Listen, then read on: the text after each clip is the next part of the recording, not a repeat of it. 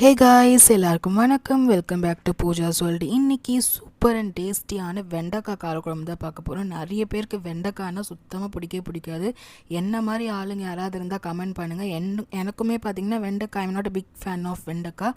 ஆனால் இந்த மாதிரி ஒரு காரக்குழம்புல செஞ்சு சாப்பிடும்போது அவ்வளோ டேஸ்ட்டாக இருக்கும்.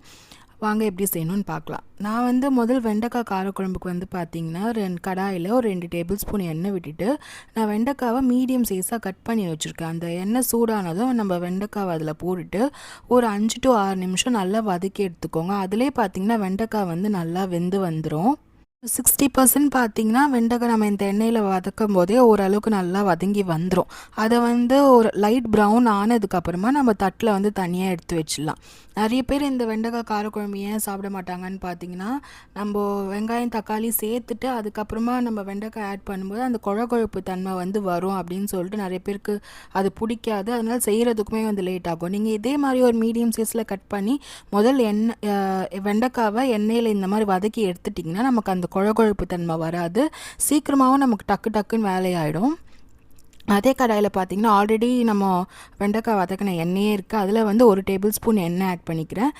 ஆஸ் யூஷுவல் நம்ம தாளிப்புக்கு என்னென்ன ஆட் பண்ணுவோமோ அதை ஆட் பண்ணிக்கலாம். கடுகு 1/2 டீஸ்பூன், சீரகம் 1/2 டீஸ்பூன் ஆட் பண்ணிக்கிறேன். நல்லா பொரிஞ்சு வந்ததும் வெந்தயம் இதில் கொஞ்சம் எப்பயுமே ஆட் பண்ணுறத விட இப்போ வெண்டைக்காய் காரக்குழம்பு கொஞ்சம் வெந்தயம் டேஸ்ட்டு நல்லா அதிகமாக இருந்தால் நல்லாயிருக்கும். அதனால நான் வெந்தயம் கொஞ்சம் எக்ஸ்ட்ராவாக ஆட் பண்ணிக்கிறேன். பூண்டுமே பார்த்திங்கன்னா நான் கொஞ்சம் எக்ஸ்ட்ரா ஒரு 20 பல் பூண்டு கிட்ட ஆட் பண்ணிக்கிறேன். நம்ம பூண்டை க்ரஷ் பண்ணியும் ஆட் பண்ணிக்கலாம். எனக்கு இந்த மாதிரி முழுசாக இருந்தால் பிடிக்கும். அது நல்லா வெந்து சூப்பராக இருக்கும். அதனால் நான் முழுசாக தான் மோஸ்ட்லி என்னோடய எல்லா டிஷ்லேயும் ஆட் பண்ணுவேன். நீங்கள் இடித்து ஆட் பண்ணாலுமே அந்த குழம்புல அந்த ஃப்ளேவர் நல்லா இறங்கியிருக்கும். உங்களுக்கு எப்படி உங்களோட கன்வீனியன்ஸ்க்கு ஏற்ற மாதிரி நீங்கள் பூண்டை ஆட் பண்ணிக்கோங்க. நம்மளோட இஷ்டம் தாங்க நம்மளோட சமையல். நமக்கு எப்படி பிடிக்குமோ அந்த மாதிரி நம்ம செஞ்சாலே டேஸ்ட் நல்லா வரும். அதனால் நான் பூண்டு முழுசாகவே ஆட் பண்ணிக்கிறேன். நீங்கள் வேணும்னா க்ரஷ் பண்ணி ஆட் பண்ணிக்கோங்க.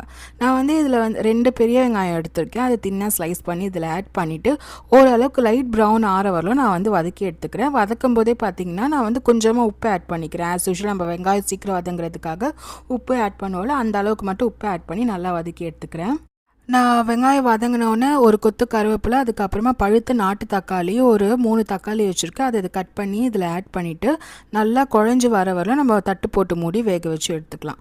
தக்காளி இந்த மாதிரி நல்லா குழஞ்சி வந்ததுக்கப்புறமா நம்ம வதக்கி வச்சுருக்க வெண்டைக்காவை இதில் ஆட் பண்ணிக்கலாம். எப்போவுமே செய்யும்போது பார்த்திங்கன்னா நல்லா இந்த தக்காளியில் வெந்து வந்ததுக்கப்புறமா தான் வெண்டைக்காய் பச்சையாக ஆட் பண்ணுவோம். அப்போ நம்ம மிக்ஸ் பண்ணி விடும்போது அந்த குழகுழப்பு தன்மை வரும். நம்ம இந்த மாதிரி வதக்கி எடுத்து செய்கிறதுனால நமக்கு அந்த குழகுழப்பு தன்மை வராது. சீக்கிரமாக நம்ம எல்லா வேலையும் முடிஞ்சிடும். சீக்கிரமாகவே நம்ம புளி ஊற்றி வேக வச்சு எடுத்துக்கலாம். சரி, அந்த வெண்டைக்காய் அந்த தக்காளியோட நல்லா மிக்ஸ் பண்ணோன்னே நான் குழம்பு மிளகாத்தூள் 1/2 டேபிள் ஸ்பூன் ஆட் பண்ணியிருக்கிறேன். உங்களோட காரத்துக்கு ஏற்ற மாதிரி நீங்கள் ஆட் பண்ணிக்கோங்க. சப்போஸ் உங்ககிட்ட குழம்பு மிளகாத்தூள் இல்லைன்னா 2 டேபிள் ஸ்பூன் நார்மல் மிளகாத்தூள், அப்புறமா 1 டேபிள் ஸ்பூன் தனியாத்தூள் சேர்த்து நல்லா மிக்ஸ் பண்ணி விட்டுக்கோங்க. இது கூடவே பார்த்திங்கன்னா இந்த டைமில் புளியை நான் ஆட் பண்ணிக்கிறேன். ஒரு லெமன் சைஸ் புளி கரைச்சி வச்சுருக்கேன். அதை இதில் ஆட் பண்ணிவிட்டு நம்ம இதுக்கு தேவையான தண்ணியை இதில் விட்டுடலாம். நம்ம ஆஸ் யூஷுவல் என்ன பண்ணுவோன்னா, நார்மலாக வெண்டைக்காய் வதங்குறதுக்காக ஒரு 5 நிமிஷம் கொதிக்க விடுவோம். அதுக்கப்புறமா புளி ஊற்றி ஒரு 5 நிமிஷம் அந்த பச்சை வாசனை போகிறதுக்காக கொதிக்க விடுவோம். இந்த மாதிரி நம்ம வதக்கி செய்யும்போது பார்த்திங்கன்னா நம்ம புளி, வெண்டைக்காய், மிளகாத்தூள் எல்லாத்தையும் ஒன்றா ஊற்றி நம்ம அதுக்கேற்ற மாதிரி தண்ணி ஊற்றி இந்த டிஷ்ஷுக்கு தேவையான உப்பு போட்டு தட்டு போட்டு மூடி ஒரு 5 to 6 நிமிஷம் கொதிக்க வச்சு எடுத்தாலே சூப்பரான வெண்டைக்காய் காரக்குழம்பு ரெடி ஆகிடும். இந்த டிஷ்ஷை பார்த்திங்கன்னா சுட சாதத்துக்கு வேறு லெவலில் இருக்கும். அது மட்டும் இல்லாமல் தோசை, இட்லிக்கும் சூப்பராக இருக்கும். இதை நைட்டு செஞ்சு வச்சுட்டு அடுத்த நாள் நம்ம லஞ்சுக்கு கூட சாப்பிட்லாம். அவ்வளோ டேஸ்ட்டான ஒரு டிஷ்ஷு. இது உங்களுக்கு ரொம்ப பிடிச்சிருக்குன்னு நினைக்கிறேன். பிடிச்சிருந்தா நம்ம சேனல் சப்ஸ்கிரைப் பண்ணி சப்போர்ட் பண்ணுங்கள்.